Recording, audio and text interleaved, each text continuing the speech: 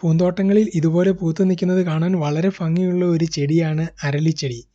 ഇതിൻ്റെ ഇംഗ്ലീഷിലുള്ള പേര് ഒലിയാണ്ടർ എന്നാണ്. നീരിയം ഒലിയാണ്ടർ എന്നുള്ളതാണ് ഇതിൻ്റെ ശാസ്ത്രീയ നാമം. വെളുപ്പും റോസും നിറത്തിലുള്ള ഇതിൻ്റെ പൂക്കൾ കാണുവാൻ വളരെ ഭംഗിയുള്ളതാണ്. നമ്മുടെ നാടുകളിൽ അത്തപ്പൂക്കളങ്ങളിലും മറ്റും ഉപയോഗിച്ചു വരുന്ന ഒന്നാണിത്.